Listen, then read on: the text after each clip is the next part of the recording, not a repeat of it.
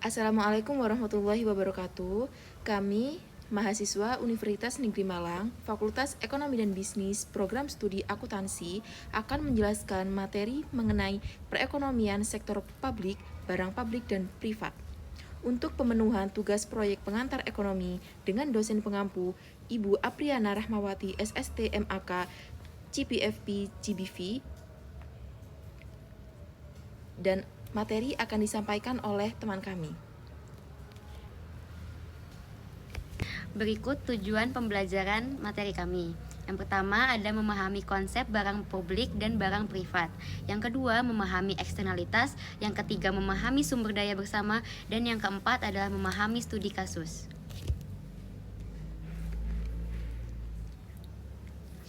Subbab materi terdiri dari perekonomian sektor publik, yang kedua ada definisi menurut ahli, yang ketiga barang publik, keempat barang privat, yang kelima sumber daya bersama, yang kelima eksternalitas, dan yang terakhir adalah studi kasus.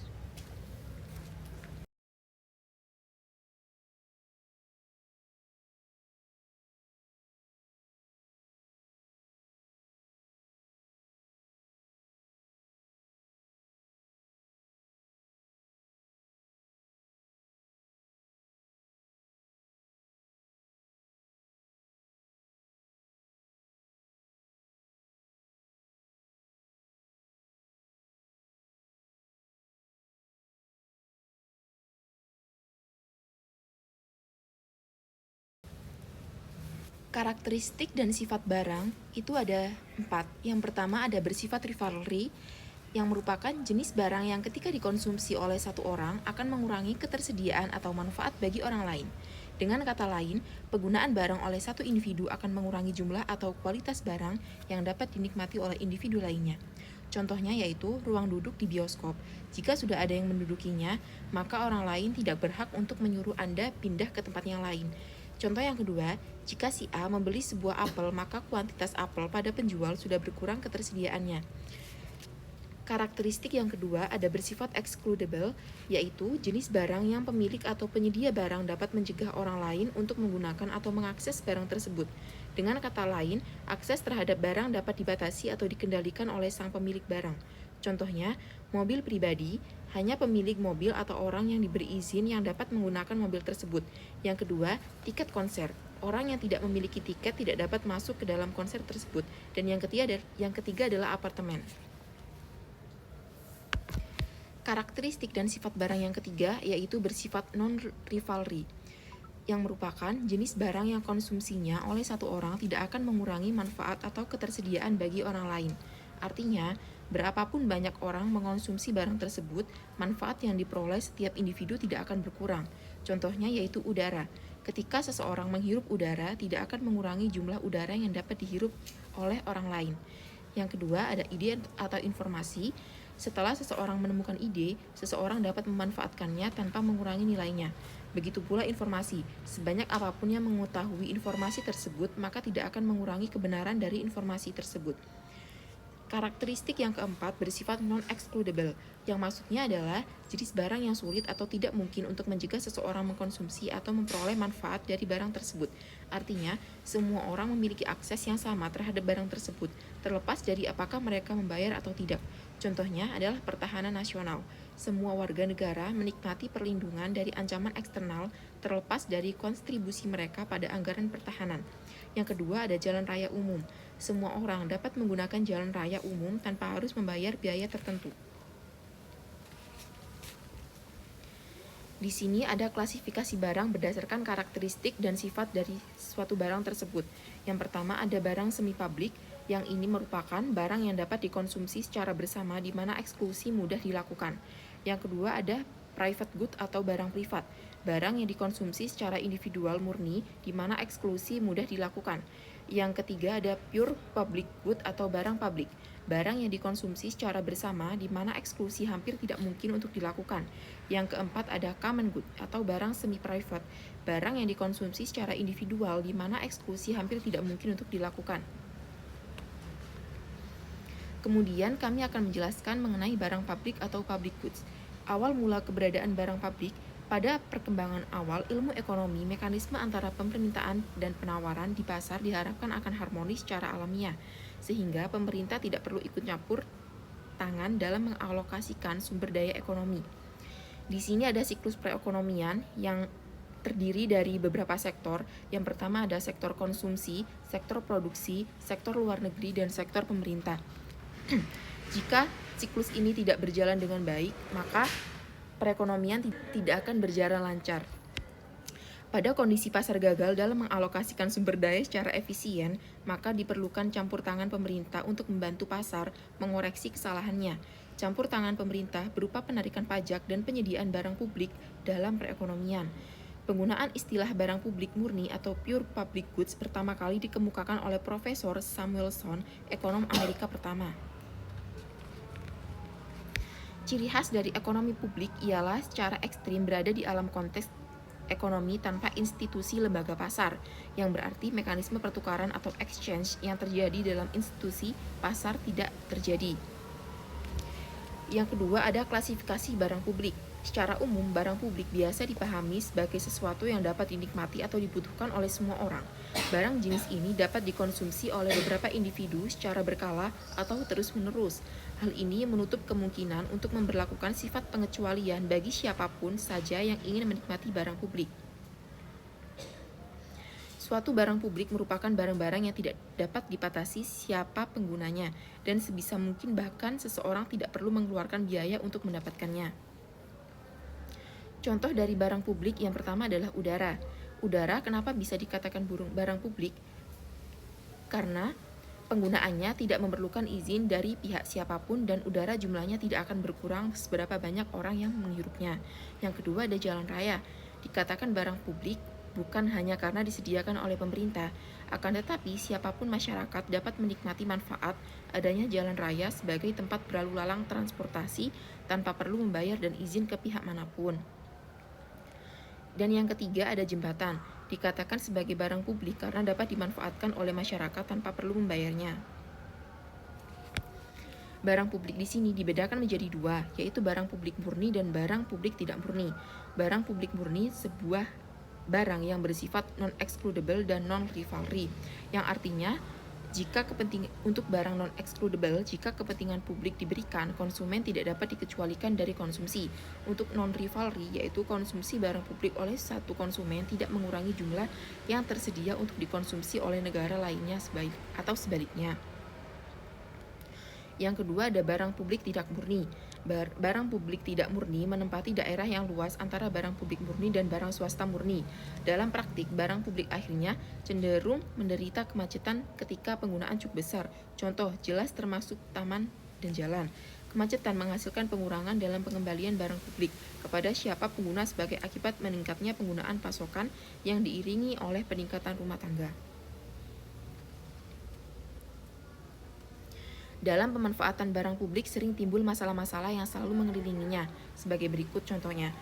Yang pertama, pemanfaatan barang publik cenderung berlebihan. Yang kedua, barang publik tidak memiliki harga. Hal ini disebabkan antara lain sulitnya menentukan standar harga maupun karena barang publik yang tidak diperdagangkan.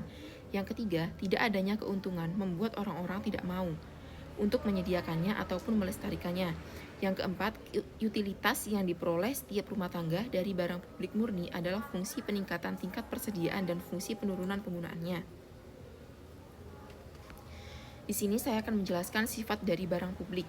Yang pertama adalah bersifat non-excludable, yaitu salah satu sifat yang membedakan barang publik dengan barang lain adalah apakah orang dapat dikecualikan dari manfaat barang tersebut atau tidak.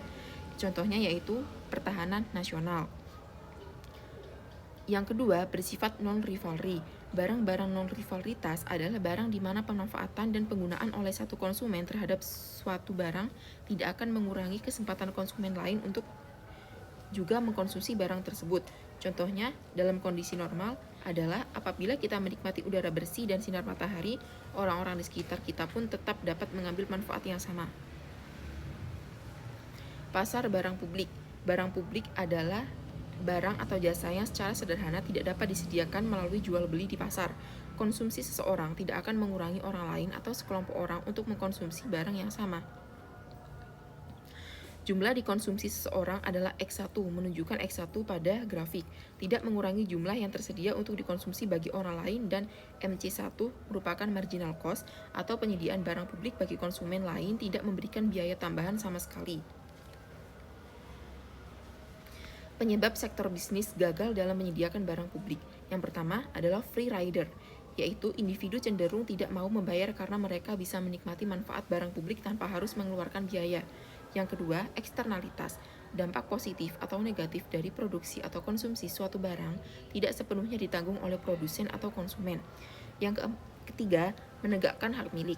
Hak milik atas barang publik sulit ditegakkan karena sifatnya yang terbuka untuk umum. Yang keempat, efisiensi alokasi sumber daya. Sumber daya tidak dialokasikan secara optimal untuk produksi barang publik. Di sini saya akan menjelaskan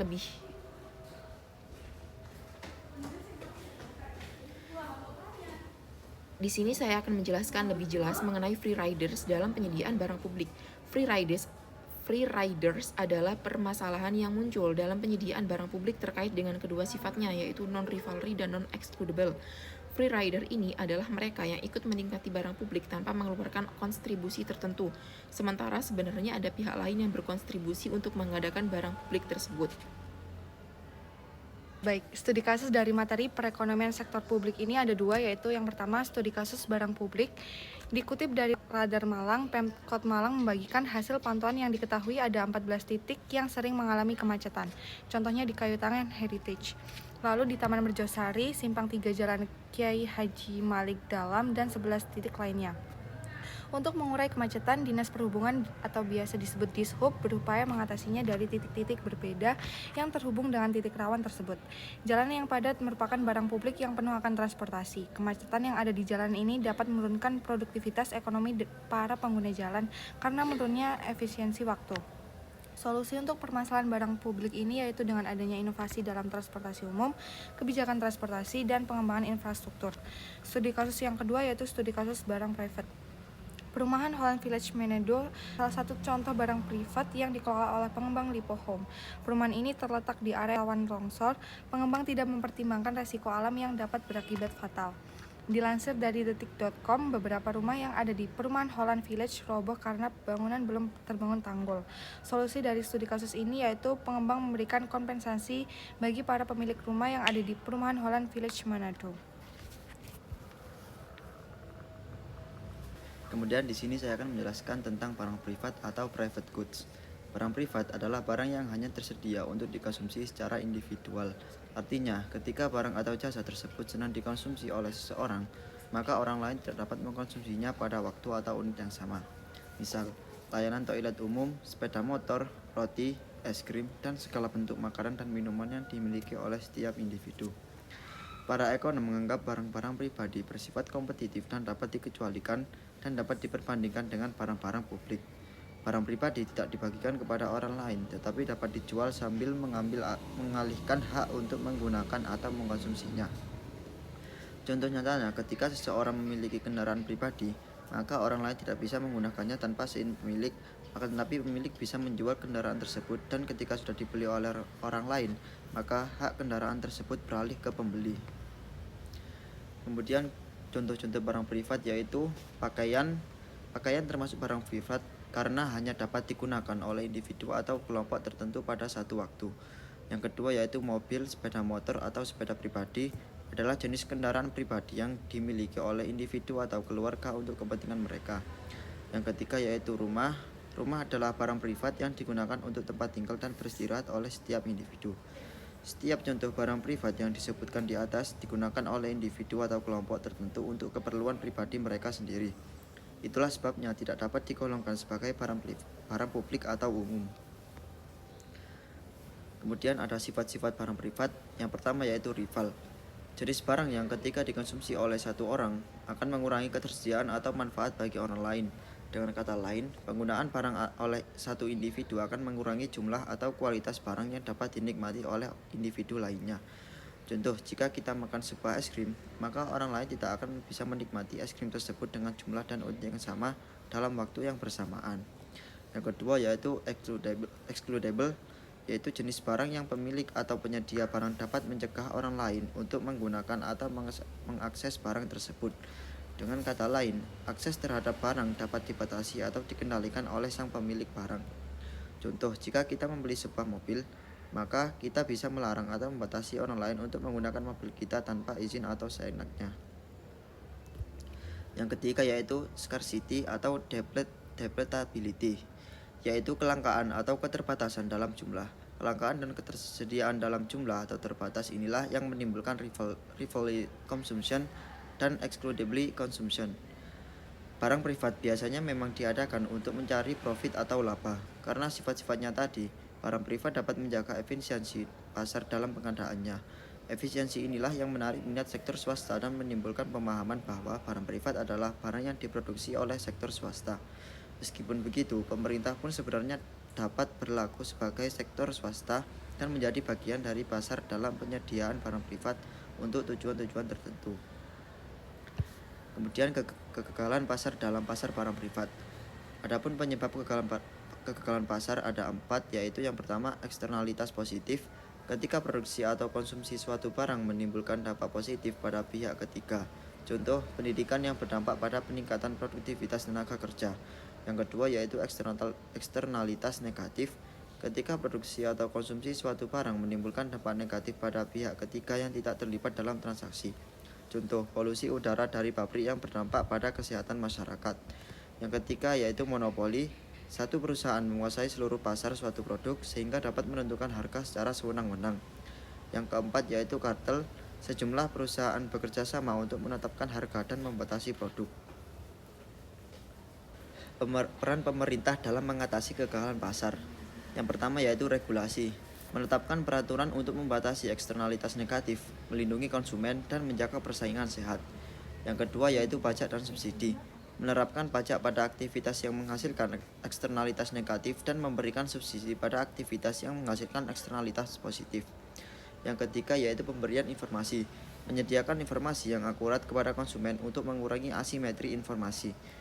Yang keempat yaitu kebijakan antitrust, yaitu menjaga praktik monopoli dan oligopoli. Yang kelima yaitu penyediaan barang publik, yaitu menyediakan barang publik yang tidak dapat disediakan secara efisien oleh pasar. Baik, saya di sini akan menjelaskan mengenai eksternalitas.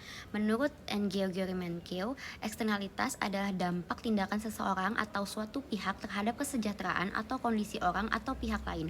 Dalam ekonomi publik, eksternalitas sendiri artinya barang atau sesuatu yang masuk ke dalam agen produksi atau fungsi lainnya dari pihak lain tanpa memperhatikan dampak pada kesejahteraan orang lain. Di sini eksternalitas terbagi atas 2, yaitu eksternalitas positif dan eksternalitas negatif. Yang pertama, eksternalitas positif adalah ketika harga barang atau jasa tidak menunjukkan keuntungan yang juga diperoleh oleh pihak ketiga selain penjual dan pembeli. Maksudnya adalah ketika seseorang menjual suatu barang atau jasa pada pihak pembeli, tapi terdapat orang lain yang merasakan keuntungan dari transaksi tersebut tanpa harga dari barang atau jasa yang diperjualbelikan tersebut mencantumkan harga atau menghitung harga yang diperoleh oleh pihak di luar pembeli dan penjual. Sebagai contoh, vaksin yang disuntikan pada seseorang membuat orang lain yang berdekatan dengan orang tersebut tidak akan tertular penyakit. Dari vaksin tersebut, mereka tidak mencantumkan harga keuntungan yang diperoleh oleh orang-orang yang tidak terkena penyakit karena orang yang membeli dan mendapatkan vaksin tersebut telah terjaga dari penyakit. Yang kedua ada eksternalitas negatif, yaitu merupakan situasi ketika harga barang atau jasa tidak menunjukkan biaya sosial yang ditanggung pihak ketiga pada sumber daya yang dialokasikan dalam produksi.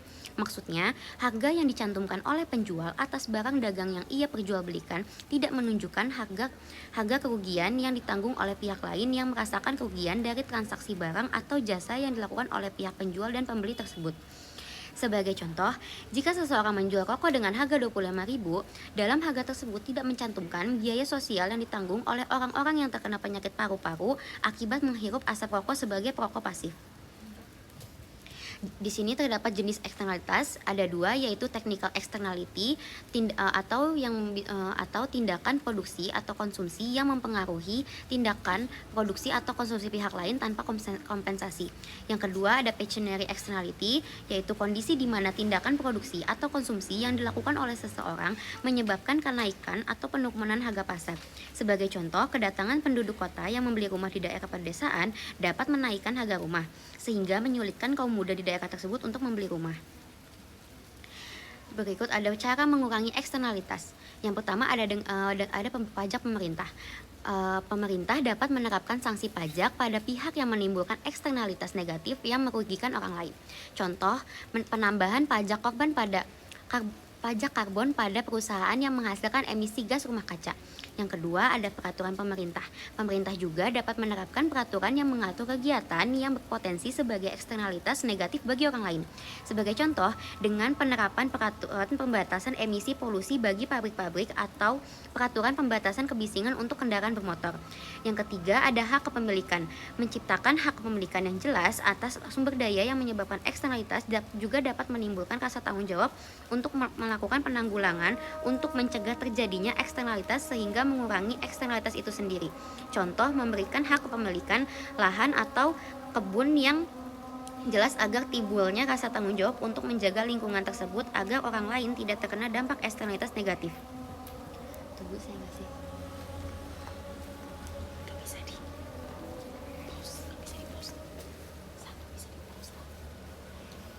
Di apa coba sih? Apa aja? Oh di ini aja berarti. Di stopin gitu. Iya. Baik, saya akan menjelaskan kesimpulan dari materi kami. Ekonomi sektor publik adalah cabang ilmu ekonomi yang mempelajari bagaimana pemerintah mengambil keputusan dalam mengalokasikan sumber daya yang terbatas untuk memenuhi berbagai kebutuhan masyarakat. Dalam bidang ini, perhatian utama yang diberikan pada analisis pendapatan negara, pengeluaran pemerintah, kebijakan fiskal yang diterapkan, serta cara-cara pengelolaan barang-barang publik yang dianggap penting bagi kesejahteraan umum. Barang publik adalah barang atau jasa yang tidak dapat diperdagangkan atau dibeli untuk konsumsi individu. Sebagai contoh, barang publik meliputi jalan raya, penerangan jalan, dan pertahanan negara yang bisa digunakan oleh seluruh masyarakat tanpa mengurangi manfaat bagi orang lain dan yang juga mengaksesnya. Di sisi lain, barang privat adalah barang yang hanya dapat dikonsumsi oleh individu tertentu. Barang ini memiliki sifat eksklusif, yang artinya ketika satu individu mengkonsumsi barang atau jasa tersebut, individu lainnya tidak dapat mengkonsumsinya pada waktu atau unit yang sama. Contoh barang private antara lain yaitu motor, roti, es krim, dan makanan atau minuman yang dimiliki oleh seseorang. Barang-barang ini hanya bisa digunakan oleh pemiliknya dan konsumsi oleh satu orang tidak memengaruhi ketersediaan barang tersebut bagi orang lain. Menurut ekonom terkenal Anne Gregory, eksternalitas adalah suatu dampak yang ditimbulkan oleh tindakan seseorang atau kelompok terhadap kesejahteraan orang lain, baik itu positif maupun negatif. Dalam konteks ekonomi sektor publik, eksternalitas merujuk pada dampak dari suatu barang atau kegiatan yang memengaruhi pihak lain di luar agen ekonomi yang terlibat langsung dalam transaksi tersebut. Eksternalitas seringkali tidak diperhitungkan dalam pasar bebas, dan inilah alasan mengapa pemerintah seringkali perlu campur tangan untuk mengelola dampak-dampak eksternalitas ini agar kesejahteraan masyarakat secara keseluruhan tetap terjaga. Oke, di sini kami akan melanjutkan mengenai materi keseimbangan umum pasar barang dan pasar uang. Tujuan pembelajarannya yaitu yang pertama memahami konsep pasar umum, pasar barang, dan pasar uang. Yang kedua memahami keseimbangan pasar barang. Yang ketiga memahami keseimbangan pasar uang. Dan yang keempat memahami studi kasus. Subbab materi yang akan kami jelaskan, yang pertama ada definisi keseimbangan, yang kedua pengenalan pasar barang, yang ketiga keseimbangan pasar barang, yang keempat pengenalan pasar uang, yang kelima keseimbangan pasar uang, yang keenam keseimbangan pasar barang dan pasar uang, dan yang terakhir studi kasus. Yang pertama, keseimbangan umum. Konsep keseimbangan umum. Teori keseimbangan umum adalah teori dalam ekonomi yang berfokus pada interaksi antara berbagai pasar di dalam suatu sistem ekonomi dan bagaimana keseimbangan di satu pasar dapat mempengaruhi keseimbangan di pasar lainnya.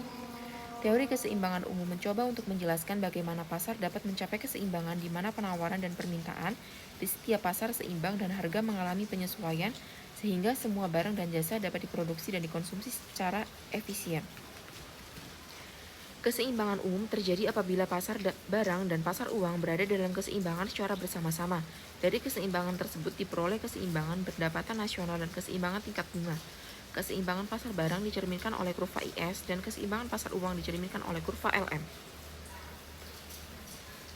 Keseimbangan umum pasar barang dan pasar uang. Keseimbangan umum pada pasar barang dan pasar uang adalah situasi di mana permintaan dan penawaran di kedua pasar tersebut berada pada titik keseimbangan secara bersamaan. Hal ini sering dibahas dalam model IS dan LM yang merupakan model dasar dalam makroekonomi untuk menganalisis interaksi antara pasar barang atau IS kurva dan pasar uang LM kurva. Pasar barang, definisinya merupakan pasar yang mencakup semua transaksi yang terjadi terkait dengan produksi dan konsumsi. Keseimbangan dari pasar barang terjadi ketika permintaan agregat yang sama dengan penawaran agregat. Faktor yang mempengaruhi, yang pertama ada tingkat suku bunga, yang kedua adalah tingkat pendapatan nasional. Persamaan dasar keseimbangan pasar barang yaitu Y sama dengan C ditambah I ditambah G ditambah X dikurangi M. Pasar barang. Pasar barang adalah tempat Pasar barang adalah tempat terjadinya penawaran serta permintaan atas suatu produk yang dilakukan oleh penjual dan pembeli. Biasanya pasar barang disebut juga pasar komoditas. Contoh lain dari pasar barang adalah pasar beras, pasar kopi, pasar kain, dan pasar kayu, serta pasar yang lainnya. Ciri dari pasar barang yang pertama adanya calon penjual dan pembeli, adanya suatu barang, adanya sebuah interaksi, dan adanya suatu proses permintaan dan penawaran. Fungsi dari pasar barang yang pertama sebagai tempat atau sarana untuk memperoleh informasi mengenai jenis barang yang diperdagangkan. Yang kedua ada sebagai tempat atau sarana untuk mengadakan aktivitas transaksi. Contoh dari pasar barang yang pertama adalah mall, supermarket, toko kelontong, dan pasar buah. Keseimbangan di pasar barang. Keseimbangan di pasar barang atau analisis kurva IS. Kurva IS adalah suatu kurva yang menggambarkan kombinasi berbagai tingkat bunga dengan produk nasional. Keseimbangan ini terjadi jika investasi yang diinginkan sama besarnya dengan tabungan yang tersedia. Kurva IS ini dapat dianalisis melalui penurunan fungsi tabungan dan fungsi investasi. Nah, kecenderungan berubahnya investasi atau marginal propensity to investment atau MPC adalah terjadinya perubahan tingkat bunga atau angka yang menurunkan perbandingan antara perubahan investasi dengan perubahan tingkat bunga di mana dapat diformulasikan seperti rumus di bawah. Keseimbangan di pasar barang.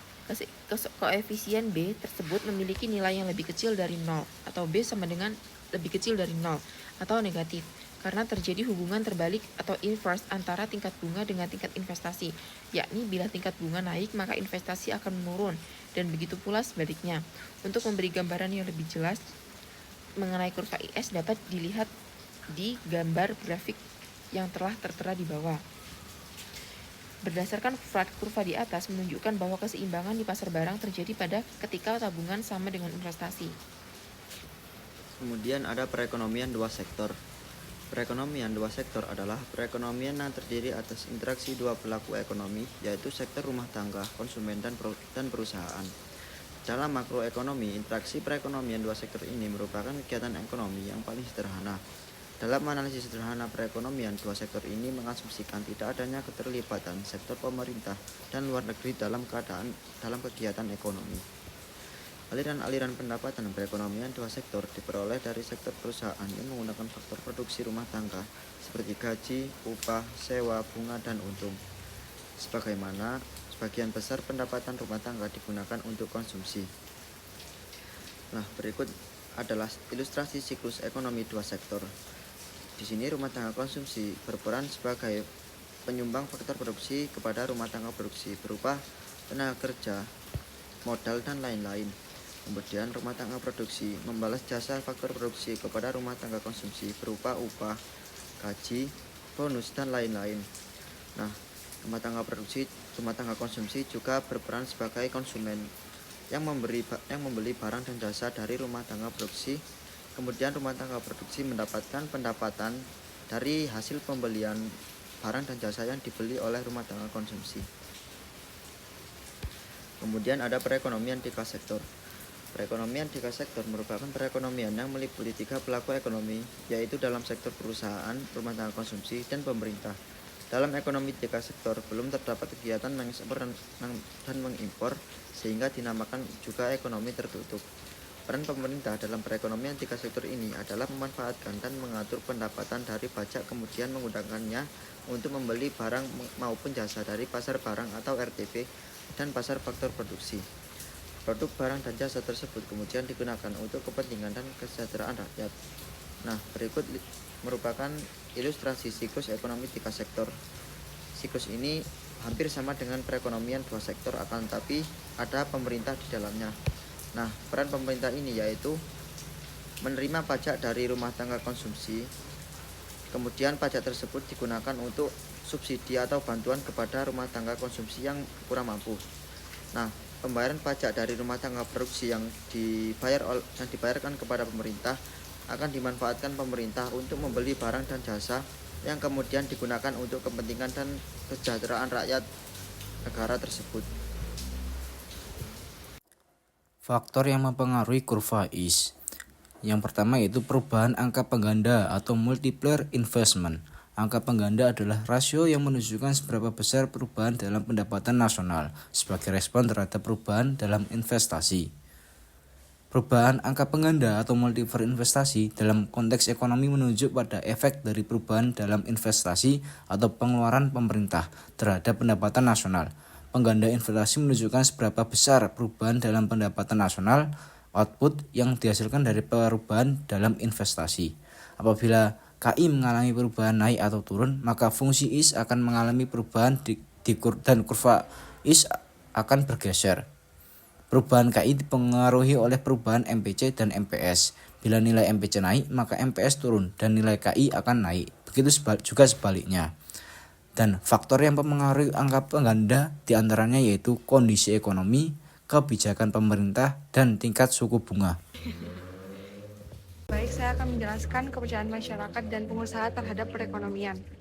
Keadaan perekonomian suatu negara dapat memengaruhi pola konsumsi masyarakat dan pembelian barang-barang modal bagi pengusaha. Kepercayaan terhadap perekonomian adalah komponen penting agar masyarakat dan pengusaha dapat menghasilkan lingkup perekonomian yang sehat. Kepercayaan masyarakat dan pengusaha memberi pengaruh terhadap perubahan CO dan IO. Perubahan ini tentu juga akan memengaruhi fungsi keseimbangan pasar barang. Berikut adalah contoh soal dan jawaban soal yang akan memengaruhi fungsi grafik pada fungsi keseimbangan. Oke, pengaruh marginal propensity investment atau biasa disebut MPI. MPI merupakan rasio kecenderungan keinginan masyarakat untuk melakukan investasi. Kecenderungan masyarakat ini dilakukan untuk mengukur seberapa besar rasio keterlibatan dalam pasar barang. MPI dipengaruhi oleh perubahan tingkat bunga atau I. MPI memengaruhi fungsi keseimbangan pasar barang dan kurva keseimbangan. Saya akan menjelaskan pasar uang. Pasar uang adalah tempat berkumpulnya antara pihak yang memiliki kelebihan harta dan ingin menjualnya dengan individu yang ingin membeli harta. Sistemnya dengan menukarkan harta sementara menjadi harta tertentu. Harta yang dijual ini memiliki masa perkembangan kurang dari 1 tahun. Di pasar uang, aplikasi ini sebenarnya melibatkan pendapatan untuk menciptakan keuntungan. Pasar uang adalah tempat di mana orang-orang melakukan kegiatan transaksi jual-beli dalam bentuk surat berharga, seperti surat berharga pasar uang (SPBU), sertifikat Bank Indonesia (SBI), deposito, promissory notes, treasury bills, bankers acceptance, commercial paper, call money di bank maupun di sekuritas keuangan selain bank seperti dealer utama di pasar uang dan pasar valuta asing atau dealer utama PUVA. Transaksi yang dilakukan di pasar uang dapat dilakukan secara mandiri atau dapat juga dilakukan melalui perantara atau broker. Sifat pasar uang yaitu diatur oleh bank sentral dan yang memiliki otoritas atas pasar uang adalah Bank Indonesia. Pergerakan nilai dalam pasar uang cenderung stabil dan pasar uang menawarkan profil risiko lebih rendah daripada pasar modal. Berikut ini yaitu ciri-ciri pasar uang. Yang pertama, pasar uang tidak berhubungan dengan suatu tempat. Pasar uang tidak terorganisir. Pasar uang merupakan pasar untuk tujuan jangka pendek. Instrumen pasar uang, Sertifikat Bank Indonesia atau SBI. Sesuai dengan namanya, sertifikat jenis ini adalah suatu instrumen hutang yang diterbitkan atau yang berasal dari pemerintah atau bank sentral di negara tersebut atas dasar unjuk dengan jumlah yang tertentu dan akan dibayarkan kepada pemegang atau pemilik dana pada tanggal yang telah ditentukan dan disepakati bersama sebelumnya. Jangka waktu atau jatuh tempo instrumen ini kurang lebih 1 tahun. Commercial paper. Commercial paper ini merupakan promes yang tidak disertai dengan adanya jaminan yang diterbitkan oleh sebuah perusahaan dengan tujuan untuk memperoleh dana jangka pendek. Selanjutnya, dijual kepada investor dalam pasar uang. Bankers Acceptance. Instrumen jenis ini merupakan instrumen pasar uang yang khusus digunakan untuk memberikan kredit atau sebuah bantuan kepada importir dan eksportir untuk membantu mereka dalam upaya pembayaran dan pembelian sejumlah barang atau untuk membeli valuta asing. Treasury Bills. Treasury Bills merupakan salah satu instrumen dari pasar modal yang penerbitannya dilakukan oleh Bank Sentral yakni Bank Indonesia dengan jangka waktu kurang dari 1 tahun atau tepat 1 tahun. Penerbitan instrumen ini juga atas dasar unjuk bukan perorangan serta dengan nominal tertentu.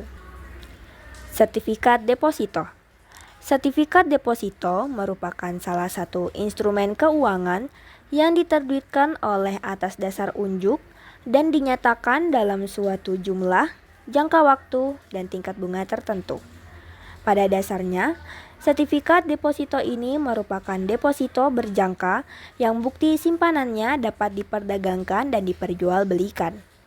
Sertifikat deposito ini memiliki ciri pokok yang bisa membedakannya dengan deposito berjangka, yakni terletak pada sifatnya yang bisa dipindah tangankan atau diperjualbelikan sebelum jangka waktu atau tanggal jatuh temponya melalui lembaga-lembaga keuangan lainnya. Baik, di sini saya akan menjelaskan keseimbangan pasar uang. Keseimbangan pasar uang adalah kondisi ketika permintaan uang sama dengan penawaran uang. Keseimbangan pasar uang juga dapat didefinisikan sebagai kurva yang menghubungkan titik tingkat sebuah pendapatan nasional kepada berbagai macam kemungkinan dari tingkat bunga yang memelihara keseimbangan pasar uang. Keseimbangan dinyatakan dengan kurva LM.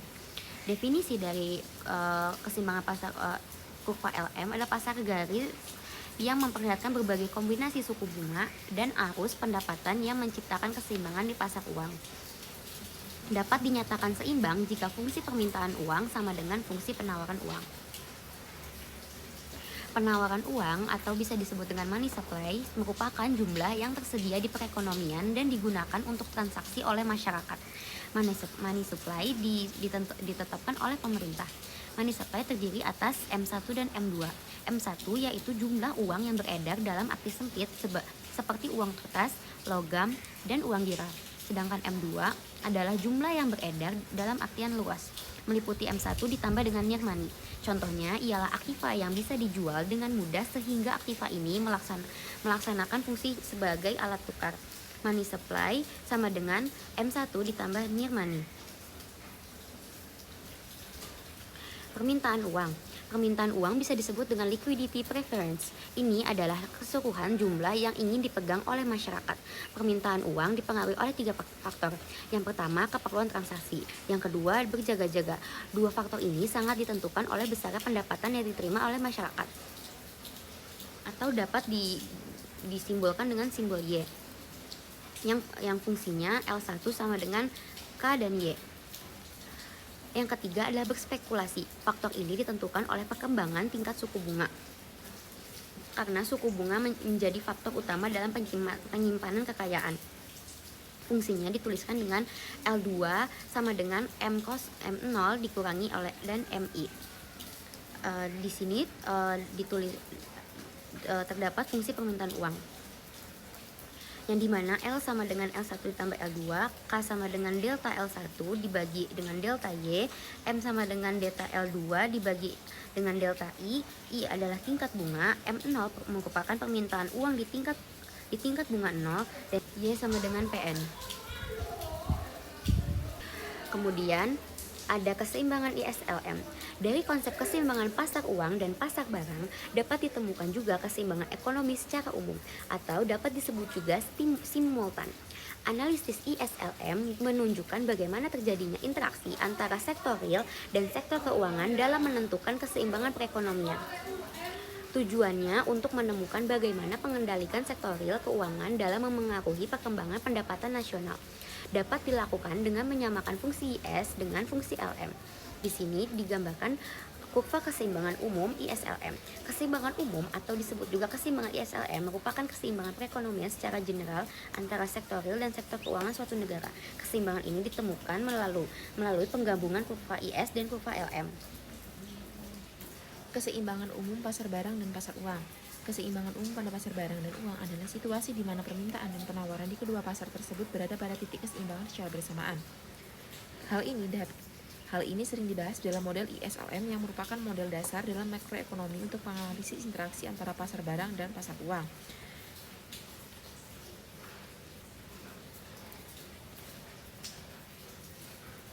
Keseimbangan umum dari ISLM. Kurva IS adalah kurva yang mewakili peristiwa yang terjadi di sektor real atau pasar barang. Slope kemiringan dari kurva ini adalah negatif. Sementara itu, kurva LM adalah kurva yang mewakili peristiwa yang terjadi di sektor keuangan atau pasar uang. Slope kurva LM adalah positif. Kedua kurva akan berpotongan pada satu titik.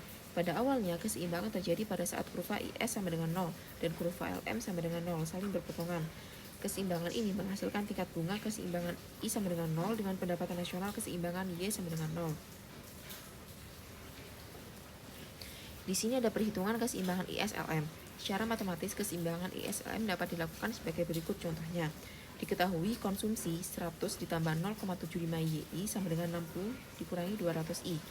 MS-nya yaitu 500, MD-nya 0,2 Y ditambah 428 dikurangi 400 I. Nah, keseimbangan umum ISLM-nya berapa? Nah, kita dapat menjawab menggunakan rumus Y sama dengan konsumsi ditambah investasi. Tadi diketahui bahwa konsumsinya yaitu 100 ditambah 0,75 Y ditambah 60 dikurangi 200 I. Y dikurangi 0,75 Y sama dengan 160 dikurangi 200 I. Kemudian diketahui Y sama dengan 160 dikurangi 200 I. Y sama dengan 640 dikurangi 800 I. Ini merupakan keseimbangan pasar barang. Terus untuk mencari keseimbangan dari pasar uang, rumusnya MS sama dengan MD. MS-nya diketahui 500, MD-nya diketahui 0,2 Y ditambah 428 dikurangi 400 I. Jadi ditemukan 0,2 Y sama dengan 72 ditambah 400 I. Kemudian Y sama dengan 360 ditambah 2000 I. Merupakan keseimbangan dari pasar uang. Jadi keseimbangan umum IS sama dengan LM. Diketahui IS tadi 640 dikurangi 800 I. Kemudian LM-nya 360 ditambah 2000 I. Diketahui sama dengan 2800 I sama dengan 280 I. Diketahui persentasenya yaitu 10%. Jadi untuk mengetahui nilai Y-nya 640 dikurangi 800 I. Jadi I-nya tadi 0,1 atau 10%. Jadi sama dengan diketahui Y sama dengan 560. Ini merupakan pergeseran dari kurva IS.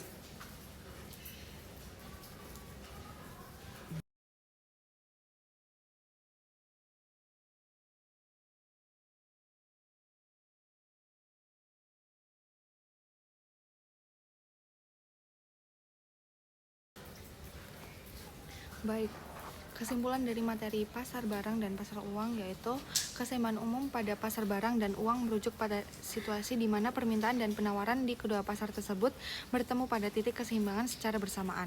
Model yang sering digunakan untuk menggambarkan hal ini adalah model ISLM yang merupakan alat utama dalam makroekonomi untuk menganalisis interaksi antara pasar uang dengan kurva IS dan pasar uang dengan kurva LM. Pasar barang atau pasar komoditas adalah tempat di mana penawaran dan permintaan suatu produk atau jasa terjadi.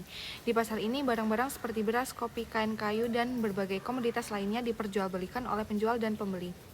Sementara itu, pasar uang adalah tempat terjadinya transaksi jual beli surat berharga dan instrumen keuangan lainnya seperti surat berharga, pasar uang SPBU, sertifikat Bank Indonesia SBI, deposito treasury bills, promissory notes, dan instrumen pasar uang lainnya, baik di bank maupun di lembaga keuangan non-bank seperti dealer utama di pasar uang dan pasar valuta asing.